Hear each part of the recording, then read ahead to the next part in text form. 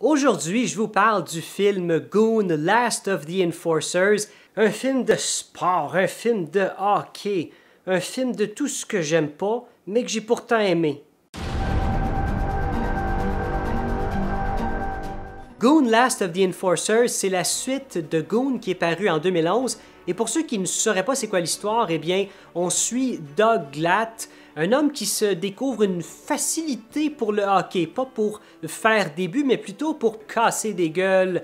Ce qui est particulier, c'est que Goon est basé sur un fait vécu. C'est les producteurs du film qui ont découvert un livre qui raconte le parcours de Doug Smith, un ancien boxeur amateur qu'on a proposé à un moment donné. « Hey, t'es pas si pire que ça à la boxe, pourquoi est-ce que tu pèterais pas la gueule aux gens, mais au hockey? » Et c'est ce qu'il a fait, ça a bien marché pendant un certain temps. Et par la suite, bon, il est devenu policier, mais il a continué à coacher le hockey, entre autres pour une équipe dans l'organisation des Bruins de Boston. Doug Glatt, le personnage principal, est interprété par Sean William Scott, qui est parfait dans son rôle d'imbécile heureux. Et le but du personnage de Doug Glatt au sein de l'équipe de hockey, c'est de protéger la vedette qui est interprétée par Marc-André Grondin. Liev Schreiber interprète le méchant de service, le goon de l'équipe adverse, celui que Doug Glatt devra combattre à la fin du film. Et je trouve que pour Liev Schreiber, qui est un acteur très versatile, c'est un rôle parfait parce qu'il apporte une certaine crédibilité à un film qui en a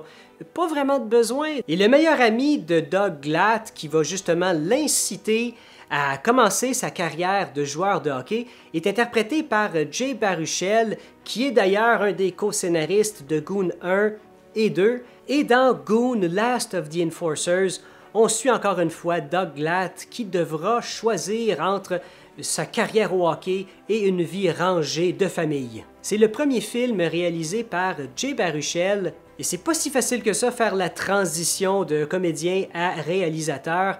Et pourtant, Jay Baruchel a fait un très bon travail. L'actrice Alicia Cuthbert, qui tient un rôle dans le film, a fait ses débuts à la télé, entre autres avec l'émission Popular Mechanics for Kids, aux côtés de Jay Baruchel. La plupart des critiques n'ont pas été très favorables envers ce film-là, contrairement au premier de 2011. C'est violent, c'est vulgaire et c'est parfait comme ça. Si j'ai à le comparer à quelque chose, ça serait à de la malbouffe pour la tête. Évidemment que si vous avez regardé le premier et que vous l'avez détesté parce que peut-être vous avez une certaine sensibilité à ce qui est politiquement incorrect ou à la vulgarité, vous allez détester la suite. Est-ce que j'ai précisé que c'était violent et vulgaire? Mais pour quelqu'un comme moi qui apprécie pas vraiment en tant que spectateur regarder des gens se battre pour essayer d'attraper une rondelle, une balle, un ballon, n'importe quoi qui glisse, qui roule ou qu'on lance dans les airs, c'est un plaisir coupable. Bon cinéma!